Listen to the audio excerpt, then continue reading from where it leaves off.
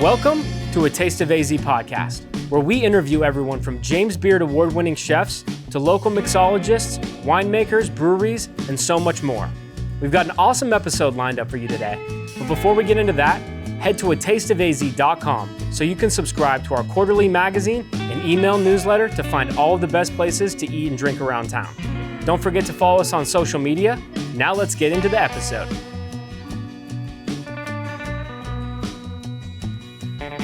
Well, hello, A Taste of AZ listeners. We are back for another episode of A Taste of AZ podcast, and today we are in one of the most beautiful bars, restaurants that I've been in recently. Our guest, would you go ahead and introduce yourself and where we are and kind of what specific nook we are in right now? Yeah, so I'm Phil Rubino. I'm the executive chef here at Élephante, Scottsdale. We are in this, we call it the jungle room. It's a little nook private dining room of our lounge bar Bambino behind the restaurant. And as soon as you walk into this side, I only made it as far as the host stand on the true Élephante side, if you will. But as soon as you walk in here, it's quite immersive. And it's this room specifically, of course, has the jungle thing. We've got this tiger back here. But the space itself is incredibly beautiful. And there's so many little details that I'm just beginning to absorb all of them. But before we get into Bar Bambino, go ahead and give me a little bit of the background of what is Élephante. So Élephante is a coastal Italian restaurant. We opened in 2018 in Santa Monica. It's a rooftop restaurant. It looks over the Pacific Ocean the view is spectacular. Sunset in Santa Monica at Élephante is probably one of the coolest things I've ever experienced as a chef. Everyone tries to get into the 90s. That's the tables right up on the glass by the water to kind of experience the sunset. But, food-wise, we focus on coastal Italian restaurant food, Southern Italian cuisine, handmade pastas, handmade pizzas. And we just try to source the highest quality ingredients we can. And so I've been to Santa Monica a handful of times, and of course, kind of like the landmark is the pier. Where is it in orientation to the pier? So we're just north of the pier, probably about 5 or 10 minutes north of the pier. Okay. We're located on 2nd Street in Santa Monica, so like about a block away from Ocean Avenue. The rooftops. Yeah, I mean, you can literally from Élephante, Santa Monica, you can see almost all of Santa Monica. It's like a really stunning view. So were you out in Santa Monica before you came out here? I was. So I opened Santa Monica in 2018 Okay. with the Wish You Were Here group. Okay. And so tell me a little bit more about the Wish You Were Here group. So Wish You Were Here group was started by Nick Mathers. He's an Australian, amazing Australian guy. He started in New York with a cafe called Ruby's. Okay. Which actually they're opening another Ruby's in Williamsburg on Thursday. Oh, really? So I think that makes 6 now. And that Ruby's just sort of started out as like a small cafe because Nick couldn't find good coffee where he was living in New York. So he started this cafe, and it sort of sprung into this all-day sort of cafe brunch restaurant. Sandwiches, salads, stuff like that. And it's sort of grown to a bit more than that. Now that, they do offer dinner now. They have some larger format dishes on the menu. And, I think one of the first Ruby's was only like 20 or 30 seats. Now it's, slightly larger, about 100 seats. Still a small restaurant, but not very, very big. And there's talks of moving it to Dallas next year as well. Okay. And so you guys have, under the group overall, there's a few other concepts as well, and they kind of span the country, right? Yeah. So in New York, there's Ruby's, and then there's Dudley's, which is like a neighborhood restaurant. Okay. And then when you move west, there's Kazi Beach Club in Vegas. Okay. Leoncito in Las Vegas. And then in Los Angeles, we have Élephante, and now Élephante Scottsdale. Nice. And so when was it that he opened the original Ruby's? Oh, man. It's got to be, I think it's been like 20 years at this point. Okay. I don't know the exact year, but it's been about 20 years. Because when a new restaurant comes to town here in Phoenix, and I'm not familiar with the whole backstory, you're like, okay, where is this coming from? But with a legacy like that and so many restaurants across the country, it's almost a surprise that it took him so long to bring something out here, huh? Yeah, I think Nick's been out here a few times, especially like living in Los Angeles. He's been out here a few times, and I think it was just finding the right space and making it the right time. And sure, I know when the partners walked into the space and they saw the space, it's a large space. It's 13,000 square feet. There's not a lot of people in the country that can take a 13,000 square foot restaurant and make it happen. Nick Mathers is definitely one of those guys. Okay. I think the way I felt too when I walked into the space for the first time, I just felt that this is where Élephante needed to be. And I think that's kind of what they were waiting for. When you guys first walked through the space, I mean, I've lived here my whole life, and I don't even remember what was in this exact area before you guys came in. What was this existing space like? Well, it was a crate and barrel before we took it over. Okay, that extended all the way over here. Okay. Yeah. So it was a crate and barrel, and I came onto the project mid construction. So I remember seeing the space, and it was just kind of an empty shell. And I think for me, seeing the space, and it's one thing to see it on paper, and it's another thing to watch the restaurant grow from an empty shell to pre-construction, construction to a finished restaurant. And we were putting finishing touches on the restaurant, up until opening party. And it's what the corporate team has done at Wish You Were Here, and what the team here at Scottsdale has done has been pretty amazing. I tell people all the time, opening Santa Monica as the executive chef there and coming here, there's this feeling that, like, the same feeling that I had in Santa Monica. It was this feeling of everyone was so proud of the restaurant. Everyone was working so hard to make it successful. And it was just this eerie feeling of like, this is exactly how Santa Monica felt.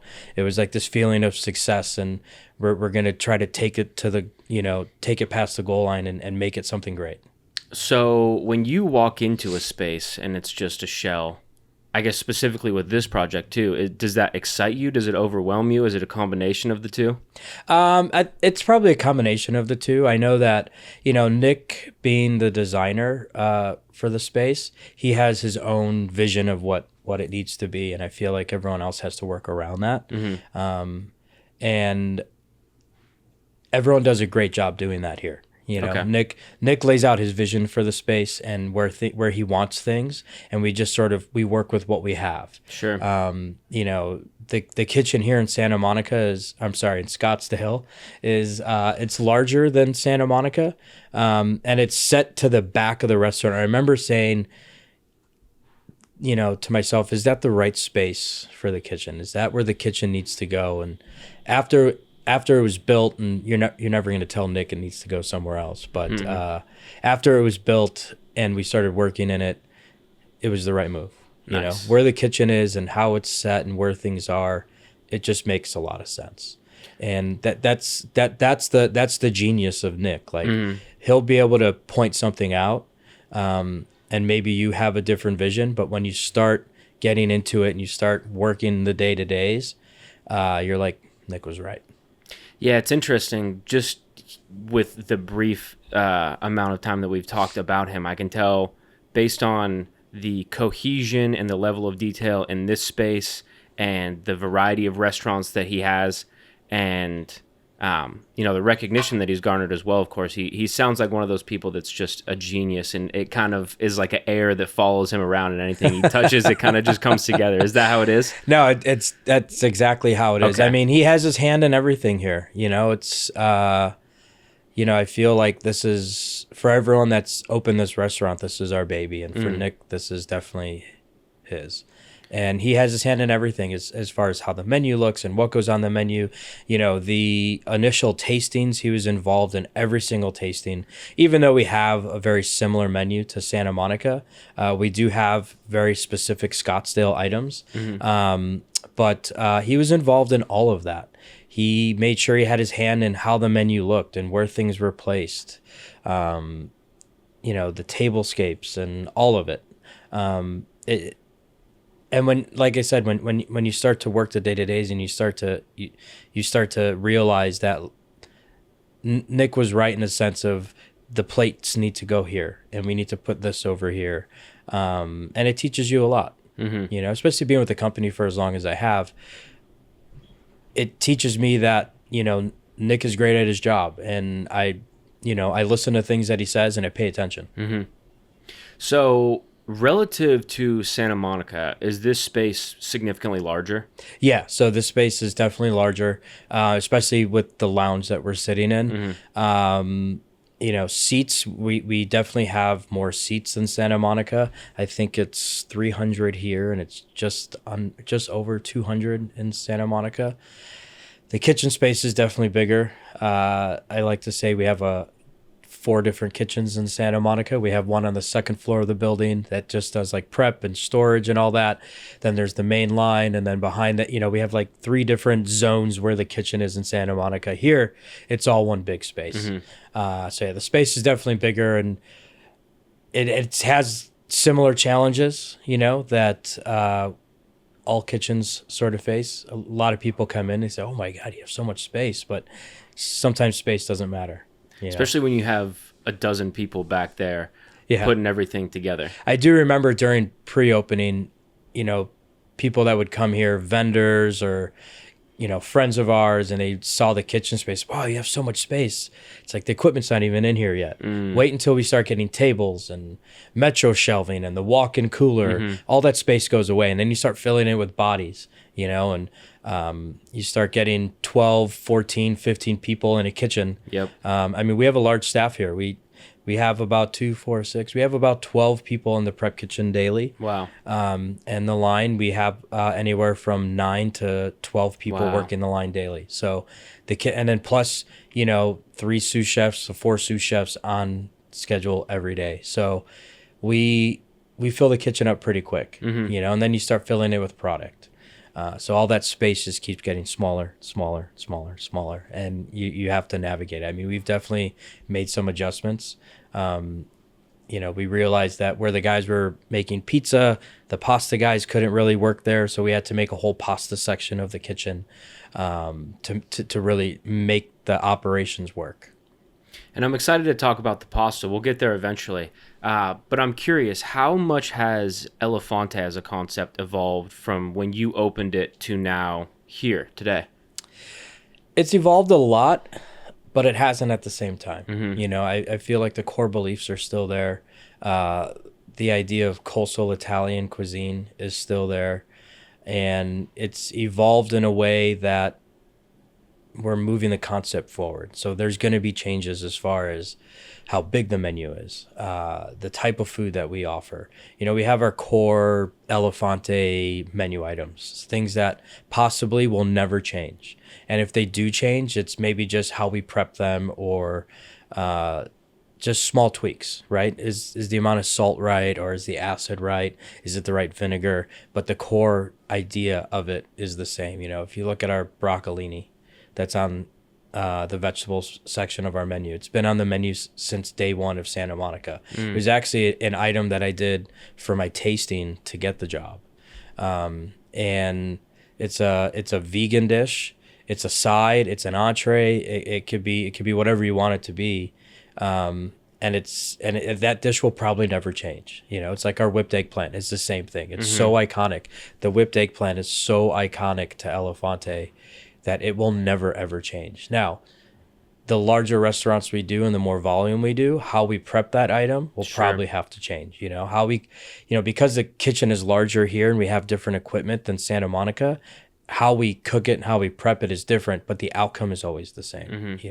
It's the same consistent whipped eggplant dip that we have in Santa Monica as we do here. If you go there and here, they taste exactly the same. Is that difficult to figure that out, or is that kind of just what you do? It has its challenges, part of maybe, one walking through those challenges and making sure that you sort of eliminate error is by the product that you buy. So, it's making sure that we're getting the same quality eggplant here as we do in Santa Monica. And it's having recipes written out, and it's making sure that the prep team is following those recipes. And, we do daily audits here. We do audits in Santa Monica as well. So, things get tasted every day.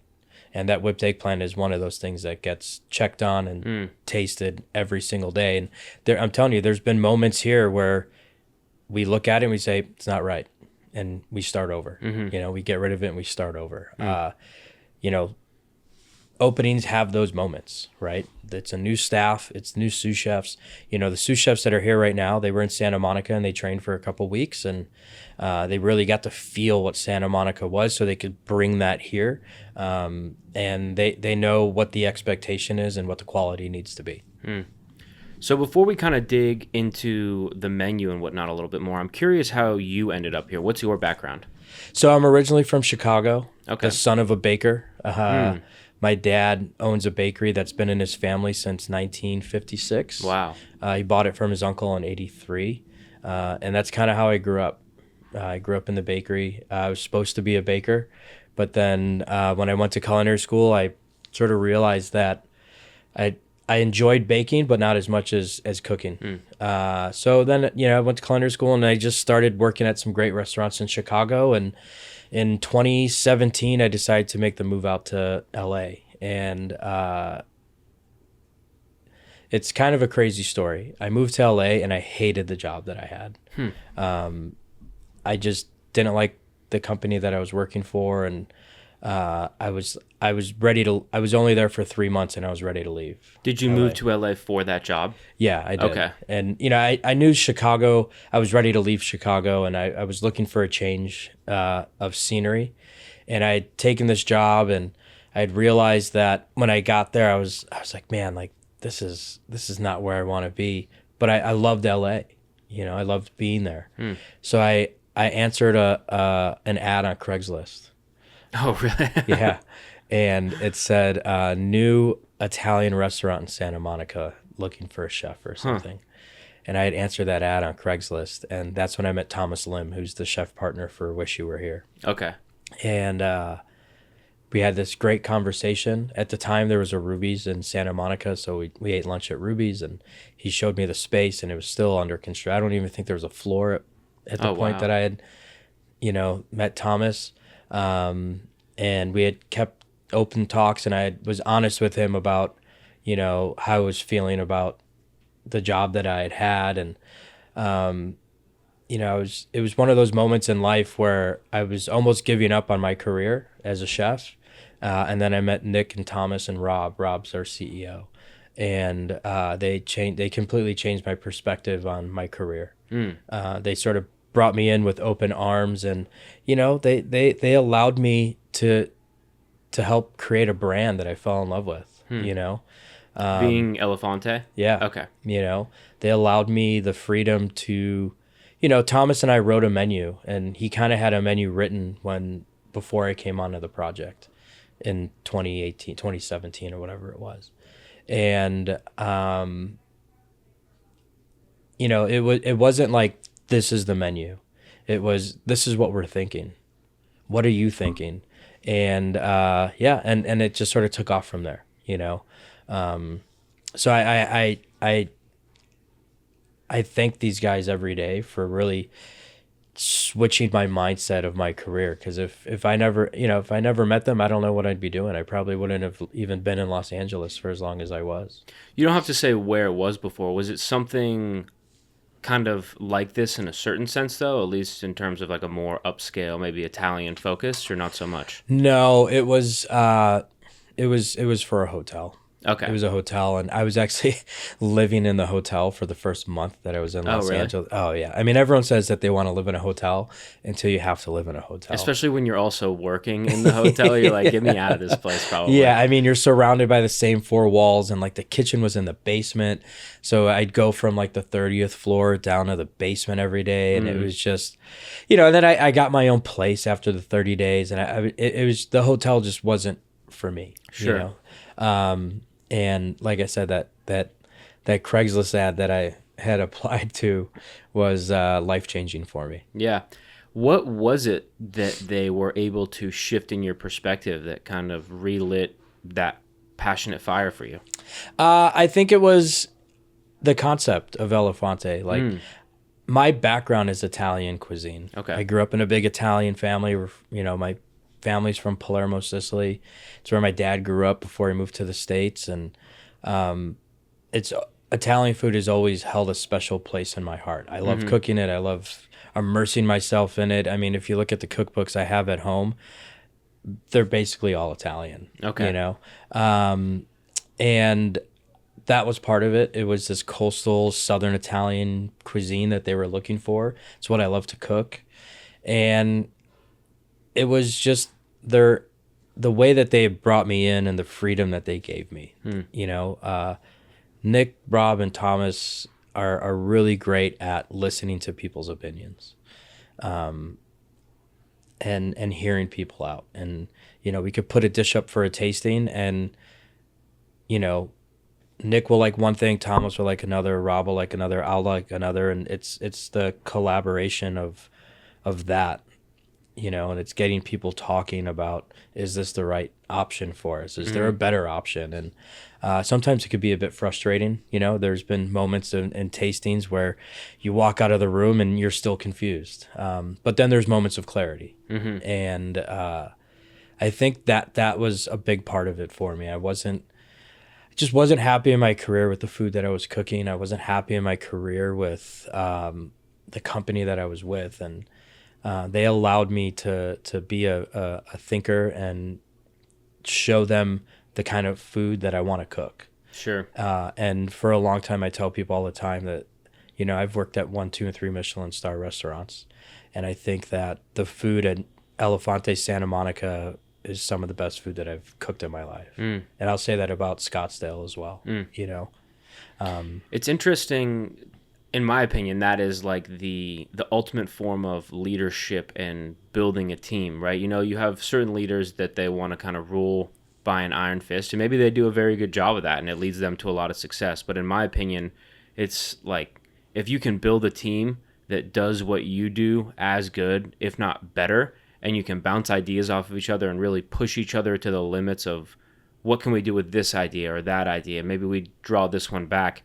That, I think, is how you create some truly incredible creations in whatever field you're in. And I think with food specifically, it's such a romanticized industry to work in that a lot of times it can just seem like, you take some good ingredients and throw them together and make something. But I think when you can really go beyond that and really have a crew of people that are incredibly talented and challenge each other, it's when you get spots like this that have become as renowned as they are. Yeah, and I think, listen, I told you that the most iconic dish on the menu is that whipped eggplant.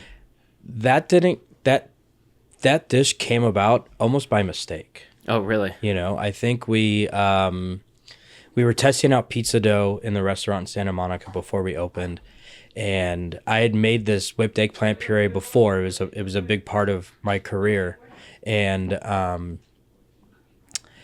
I had made this eggplant dip before at like other restaurants, and it was just sort of like this recipe I always had in my back pocket, and I actually made it as a component for something else, for a tasting that we were doing for the menu.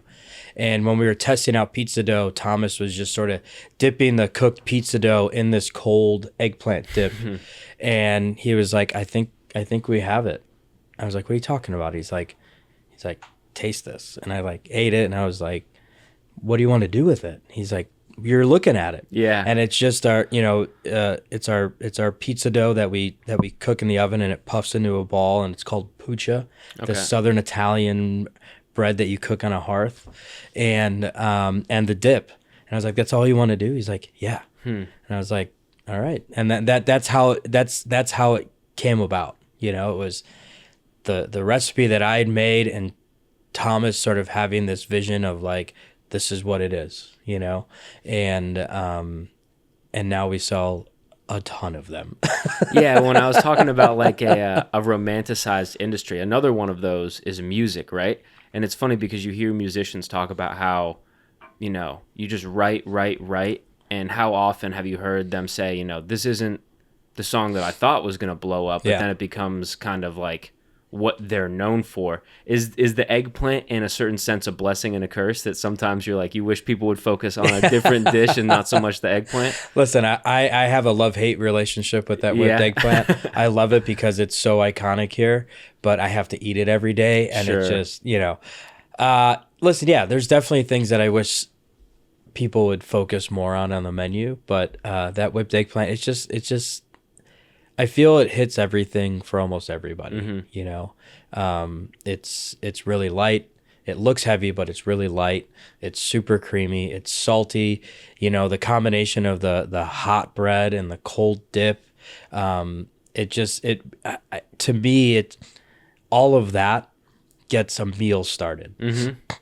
Yeah, it's one of those things I would imagine that, you know, on the rest of your menu, you probably have some very sophisticated dishes. That one, and correct me if I'm wrong, but that one sounds just approachable, simple maybe, but so good it's one of those things that you can't stop eating, and it sounds like that's how it made its way on the That's definitely what it is. And, you know, when we first opened Santa Monica and Scottsdale, you know, I tell all the service staff, you know, this is our bread and butter. This is what we're known for. This is the dish that needs to be on every single table, and you need to talk to people about this dish.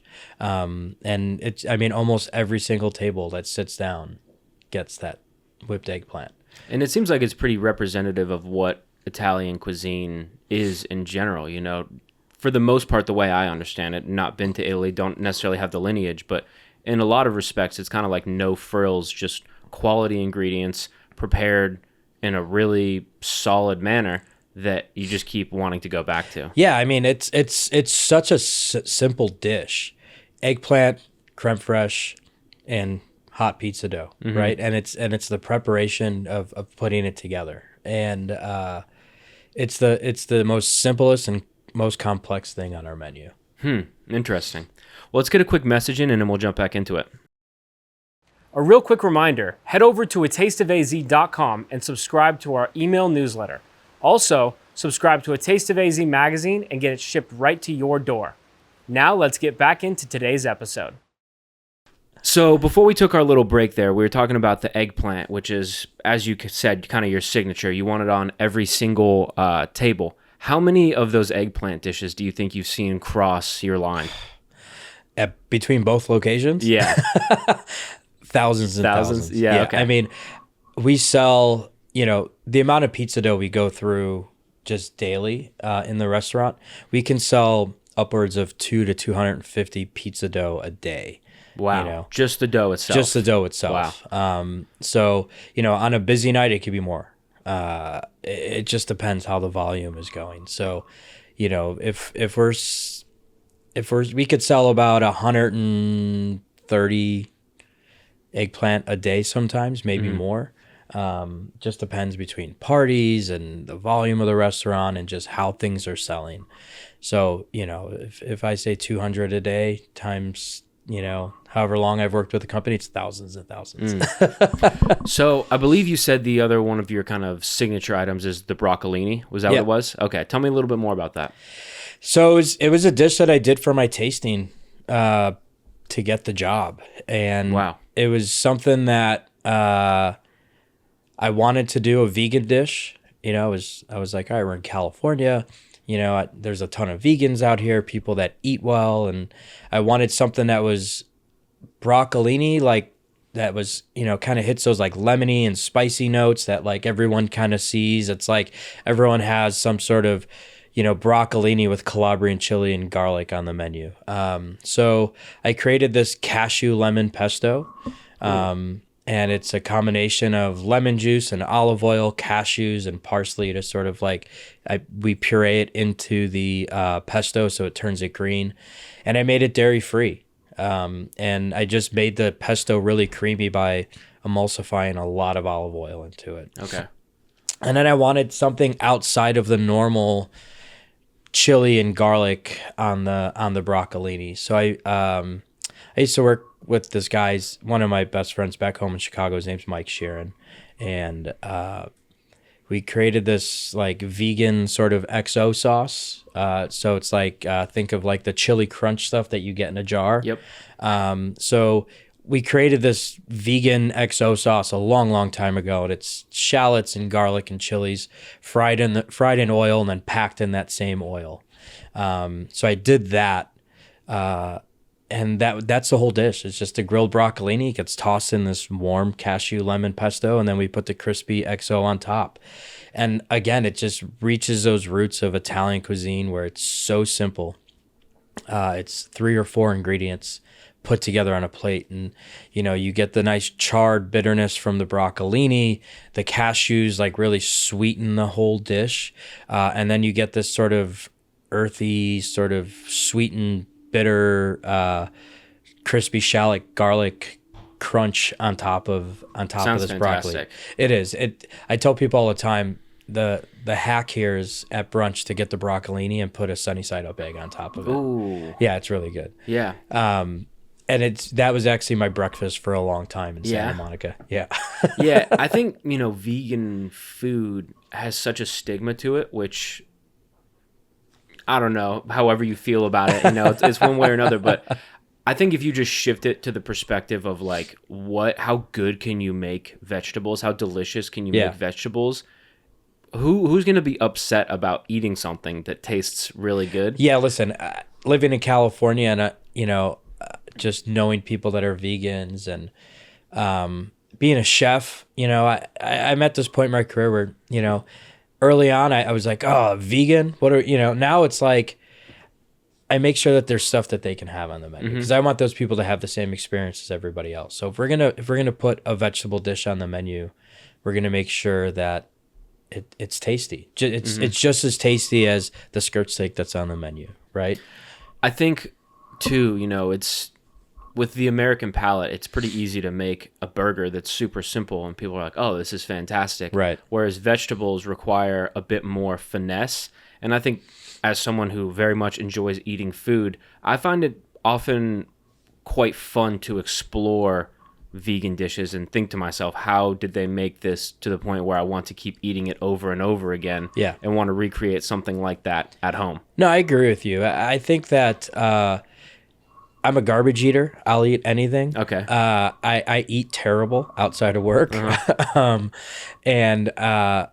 when I go out to eat, I love ordering vegetables and I love putting them on the table, and I love exploring them because there's the vastness of vegetables, and they're sweet and they're bitter and some are sour and some don't taste like anything. And it's like you take those and you say, okay, what can I do to make it taste great? It's something that I've always thought about. Like a lot of my cuisine is kind of vegetable based, and a lot of the food that I've cooked in the past is very vegetable based. I mean, where does that come from? I don't know, to be honest with you, because I'm a huge meat eater. I love beef. I love eating beef. I'm from Chicago, so it's like I tell people all the time, like I'm a corn-fed, beef kind of guy. I love really rich, fatty beef. So I don't know where that comes from. I think it comes from maybe challenging myself a little bit. I think it comes from the thought that there's so many things out there to explore that almost you can do anything with them. Some of the chefs that I've worked for in the past have had, the menus have been pretty vegetable based too. So that's probably a part of it. That's just my background. I like the juxtaposition of that too, that you have that personal preference, but I mean, when you put a deliciously cooked piece of meat with a perfectly prepared set of vegetables, that's kind of the pinnacle of food in a lot of senses. But I also don't want to bury the lead in the sense of pizza and pasta. I imagine you guys do a lot of pizza and pasta. Tell me a little bit about one of those two. So pizza here is, pasta will always have a special place in my heart. I love cooking pasta, but the pizza here, I feel, is spectacular. It's probably some of the best, in the LA, in the city. We spend a lot of time on it. We have a 25-year-old sourdough starter that we use in our dough. It ferments for 48 hours before we even make a pizza. So the starter is older than the restaurant group itself. Wow. Yeah, that's awesome. It was we had someone helping us out in the beginning in Santa Monica that was helping us out with pizzas, and he brought some sourdough starter for us. And, any location that has pizza, like Kazi in Vegas, it's a very similar concept to Élephante. They have pizzas, they have the same starter. Okay. Santa Monica and Scottsdale, we have the same starter. And every location has a different name for their starter. Santa Monica, her name is Frankie. Okay. Kazi, his name is Marlon, after one of our sous chefs in the company. And then here we called him Scotty. Scotty. Okay. Yeah. And, everyone knows how to feed Scotty. Everyone knows how to take care of Scotty. It's the same with Frankie and Marlon and in Vegas and in Santa Monica. So we take a lot of pride in our starter. The sous chefs are very immersed in making sure that all the prep cooks and line cooks know what a good starter looks like, and we got to keep them alive. It's what we do. We feed them twice a day, and we make sure that it's a live, active starter, because we can never run out of Scotty. Scotty can never die. Scotty has to live with us the entire time we're here. And he's such a crucial part of what we do in the restaurant. So I love the pizza program here. Have you noticed any changes or evolution in the different starters at each location? Oh, 100%. Interesting. And we were actually just talking about that the other day. The pizzas in Santa Monica are great, but they have a distinctly different taste than here in Scottsdale. Interesting. And part of it is the water that we use, right? Sure. And everywhere you go, there's different spores in the air, so like that yeast picks up different flavors from where it's living, right? And I'll say this, like, I love the pizzas in Santa Monica, but there's something about the pizzas here in Scottsdale at Élephante that like just stand out to me. I think there's something about the crispness of the crust and the earthiness that we kind of get from the pizzas out here. And the sour notes we're picking up from the starter. It's just like, it's more sour here than it is in Santa Monica. And I think partly Santa Monica is right by the water, so the air there is really salty. So I think there you get more of this sort of savory pizza, whereas here it's definitely more of that sourdough dough you're looking for. The water is, has a ton of minerals in it too, so it's like, you get this really like mineral forward earthy pizza that like once you bake it in the wood fire oven, it comes out, has this like awesome flavor to it. I love the pizzas here. I actually pretty much have one almost every day that I'm here. Really? Or a slice of pizza of some kind, because I really love the pizzas here. Yeah. So got the base covered, obviously. Tell me about the variety of pizzas that you have in terms of toppings. What are you putting on them? What's maybe the most popular? So the most popular is our soppressata pizza by far. Okay. At every location has it. Kazi has it, Santa Monica, and here. And that's our most popular pizza by far. And I think what's great about it, people are like, oh, it's your version of a pepperoni pizza. It's like, not at all. Like, pepperoni tastes a lot different than we use soppressata on the pizza, specifically like Fermani soppressata. So Fermani's a company out of San Francisco, like the Bay Area, and they make fantastic salamis and pancettas and porchettas and all kinds of cured meats. It's a company that I've used for a long time, just in general, if I'm doing a meat and cheese board or something. So that, I think that starts with that, is we use a really great soppressata on the pizza. And then, it's a base of a California plum tomato sauce. We pull our own mozzarella in-house. Oh, really? So we don't buy pre-made fresh mozzarella. So we bring in the mozzarella curd. We pull mozzarella pretty much every day. I think we pull about 250 pounds a week of mozzarella. What's the rationale behind that? We can control the moisture content of the mozzarella itself. We can control the pull you get when you eat a pizza, like the cheese should pull when it comes off the pizza. And it's just something unique that not a lot of people do, I love it. I've just heard of places doing the fresh mozzarella, and I was like, what is the rationale behind that? But that makes complete sense to have the moisture level dialed in. Yeah, I mean, we can really control, by pulling the mozzarella ourselves daily, we can control a lot with how the outcome of the pizza is. So, And then that soppressata pizza, when it comes out of the oven, it gets a chili oil, and it gets a local honey that we put on top of it. So, Okay. It hits all those notes, right? Of that you kind of want in a pizza. It's spicy, it's sweet, the really good richness that you get from the fatty soppressata, and then the nice creaminess from the mozzarella, and then a sweetness and a tang from those California plum tomatoes on top of like that sourdough pizza crust that we make, pizza dough that we make. I mean, it hits all the notes. And it sounds fantastic. We make a condiment for all of our pizzas. We call it pizza oil. It's something that we came up with in the initial tastings for Santa Monica. We call it pizza oil because it tastes like a sausage pizza. And it's literally just herbs and spices that we confit in olive oil. And it goes out with every pizza. And it's just a little drizzle that you put on top, and it sort of sets all these pizzas off to like, it tastes different on every pizza that we do. Oh, really? The pizza oil tastes different on the margarita pizza that we do. We have the new pizza that we made for Scottsdale is called our Bianco pizza, and it's just a white pizza that gets a hot honey on it, taleggio, mozzarella, cream, and then we put a lemon wedge on the pizza for the guests to sort of squeeze over the top of the pizza. If you've ever had like Greek saganaki, like that flaming cheese, it has a reminiscence of that. Okay. Right. And then you put the hot honey on top of it.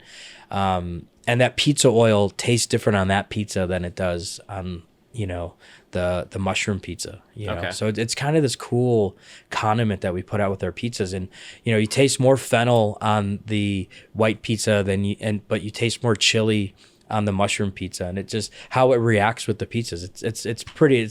And it's also great on everything. It's like great on scrambled eggs. It's a condiment that I use very liberally here when I eat at Élephante. And how many different pizzas do you guys have? 5 or 6. So we have a margarita pizza. We have a burrata pizza, which is fantastic. That's another popular pizza that we have. The soppressata, margarita, and the Bianco. 5 pizzas. Okay. I think we didn't want it, we wanted to give enough options, and we wanted to give people enough of a variety, but we didn't want it to be where we had 12 different kinds of pizzas on the menu. We're very accommodating too. If someone wants to add mushrooms to a margarita pizza, we'll do that. We understand that there's only 5 pizzas, and we might not have something that someone will want. Sure. We actually do a vegan pizza that's not on the menu. So if a vegan comes in and wants a pizza, our pizza dough is vegan. And we just end up doing, we take we use a Bianco di Napoli tomato for our burrata pizza. So we take those tomatoes and we roast a mixture of 4 kinds of mushrooms in our wood burning oven. And we put those on top, a lot of olive oil and a little bit of garlic. And then you put some of that pizza oil on top of it to garnish it. I mean, our vegan pizza is the sleeper pizza, and it's not on the menu. It's something that if a vegan asks for a pizza, all the servers know, I got you. Okay, we got a cool. vegan pizza. Good to know. So let's talk about pastas a little bit. Tell me about your pasta program. We make all the pastas here in-house. And again, like the pizzas, we take a lot of pride in the product that we use. And we have a pretty large extruder here. And all the noodles, like the canestri, the fusilli, the squid gemelli, and the bucatini come out on the machine. We do a hand-cut tagliatelle as well. Oh, wow. And we do a tortellini.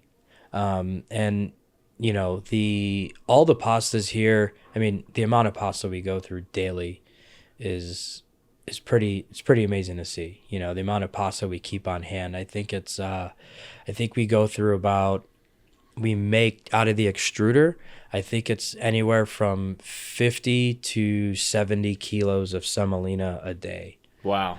So that extruder. I made pasta like 4 times at home and used like half a bag. And I'm like, this is absolutely exhausting. I love the process and being involved in it, and it comes out so well, but I can't imagine making pasta on that level on a daily basis. Yeah, I mean, we have 2 great guys that work for us that make pasta. That's their only job. They come in the morning, they start making pasta, they finish their job, they go home, they come back the next day, and they make pasta again. Well, I'll make sure they keep their job by no longer making my pasta at home and just coming and eating it here instead. So yeah, tell me a little bit more about the dishes. The pasta itself sounds incredible, but what do they find themselves in on a plate? So, we have, I feel like the pizzas, we have a really good variety of pastas on the menu. We kind of have things for everybody. We have the staple pasta, which is the Élephante spicy vodka pasta with the canestri, and that's the huge hit. That and the whipped eggplant are the two most popular dishes on the menu. We sell more of that than anything. But I mean, the fusilli with the arugula pistachio pesto, it's on the Santa Monica menu as well. That pesto is a recipe I've been making for a really long time, since before I started working for Élephante, and it's sort of evolved everywhere. And every time I make it, it's I change something about it. But the specific Élephante recipe is probably, I think, one of the best. It's a little garlicky. It gets some earthiness from the parm that's in it. It has that great nutty pistachio flavor that you're looking for. And then it hits these like lemony notes from the lemon zest we put in it, and then the slight bitterness in the finish from the arugula. It's one of my favorite pastas. And then we garnish it with a pistachio and Parmigiano Reggiano breadcrumb. It sounds unbelievable. No, it really is. It's definitely the sleeper pasta on the menu. I tell people that all the time. And this was which one again? The fusilli with the arugula pistachio pesto. Uh-huh. It's one of my favorites. But the classic cacio pepe on the menu. We take a lot of pride in the ingredients we use. We don't buy pre-ground Parmigiano Reggiano. So we buy wheels of 24-month-old Parmigiano Reggiano. Full wheel? We buy quarter wheels, but Okay. with the amount that we buy, we probably go through 2.5 full wheels a week. Wow. Of Parmigiano Reggiano, and Pecorino Romano as well. So we grate all of those cheeses in-house daily. That's how it's got to be done, especially at a place like this. Yeah, I mean, our focus is quality and making sure that the ingredients we're using, we're not giving our guests inferior ingredients. We're sourcing really good stuff. And when I tell people the amount of things we make in house, it's shocking to them sometimes. They think with a place this large and the volume that we do, that we would be making less. We would be buying pre-graded Parmigiano Reggiano or Pecorino Romano. We wouldn't be using Kendall Farms creme fraiche. We wouldn't be making all the pastas that we make in house. We'd be buying frozen tortellinis or something. Sure. We don't. We make everything here. Pretty much every day. All the vinaigrettes. Whatever it is. I'd say we make everything except for mayonnaise. Because I don't like making mayonnaise. And it's only used in a couple dishes. Okay. So talk to me a little bit about the beverage program. Julian, our VP of beverage for the whole group, he does a fantastic job. He opened Élephante with us. Being the original one, or are you talking about the original one. And then it sort of just took off. And Julian does a fantastic job at the cocktails. What we do in the kitchen extends to the cocktails, right? So, really good, high quality garnishes and the liquors that they pick for the cocktails. We don't buy pre-made juices. Here in Scottsdale and in Santa Monica, the bar has their own prep kitchen. So we make all the garnishes daily in house. We juice juices fresh daily in house. Lime juice, lemon juice, orange juices, whatever goes into the cocktail, they're making. They do make their own tinctures. All their dehydrated garnishes are made in house. So, it's pretty crazy for the volume we do, how we do it. The level of care that goes into every single cocktail on the menu is the same amount of care that we put into the food. And Julian and his team just do an outstanding job. And, when Bar Bambino was created, that was the focus. It was supposed to be a cocktail lounge where Julian can really express what we're doing as a company with his cocktails, and it shows. Every cocktail shaken to order, quality ingredients, quality, liquors and spirits going into each drink. 4 different ice machines for the different kinds of ice that we use. I feel like if we had the time and space, we'd be making our own ice cubes as well. That's probably the one thing, sort of like me not making mayonnaise. That's sort of like one thing that they do here. Yeah. But, they do buy certain larger ice cubes. And, I mean, I can't talk any more heavily about how great the cocktail program here is at Élephante. Yeah, well, I mean, just looking at it, there's a lot of fun to be had. So, you have your classics with the mule, the margarita, and so on and so forth. You've got shaken cocktails, which can all be made into a punch bowl. Yeah. Which is amazing. How many servings is a punch bowl? I've had a lot of those punch bowls. By the end of it, you don't even know. Yeah, It doesn't matter at that point, right? I mean, you've got, what is this, 5 different espresso martinis, and you've got draft and slushy cocktails. That's a pretty epic lineup. It's a pretty epic lineup, and we actually do a martini, espresso martini flight as well. Oh, wow. So you could get 3 different espresso martinis, and the popularity of the espresso martini over the past however many years it's been getting popular. I feel like ours is probably one of the best. I like ours with tequila in it. And I'm not a huge mezcal fan, but our espresso martini with mezcal in it is actually really good too.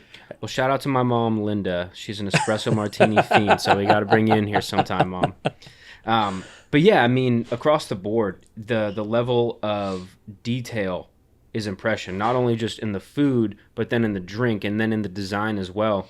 And it's cool to see, with bigger groups like this, sometimes I meet someone who's in your position of the executive chef, and it doesn't seem some of the time like they've really had their hand super deeply in the creation of these menus. But it's been such a pleasure chatting with you and hearing your story, and hearing in multiple instances, I believe, I've had this recipe for a while and it just was waiting for the right moment. And now it seems like you've really hit your stride personally, and that's also benefited the restaurant itself, of course. Yeah, thanks. I mean, listen, Élephante as a brand is probably one of the best, I don't know, situations. I don't know what to call it that I've been able to been a part of. I truly love the brand, and being able to help create it from the ground up has always been something that I take a lot of pride in. So before I let you go, talk to me a little bit about kind of the service style next door versus over here. Do you do food over here as well? Is there a happy hour? Yeah, so Bar Bambino currently is opened Thursday through Saturday. We open at 6 p.m. There is a small food menu. It's a little bit different. So we do a burger here. Okay. And it's not a typical smash burger. It's a 6.5 ounce real thick patty. We actually slow cook it. We basically reverse sear it. So we cook it to like 110, and then we allow it to rest in beef tallow.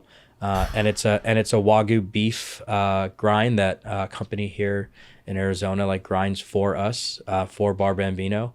So we got the burger.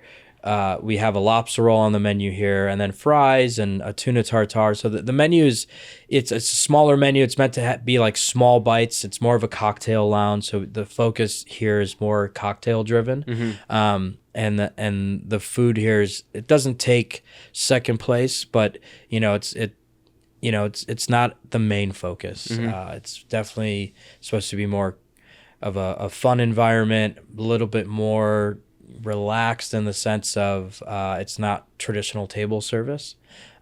We want everyone to come in, get a few snacks. The menu's small, so we want people to order almost everything on the menu. Okay. Right. But we want them to focus on the craft cocktails that Julian and his team are doing here.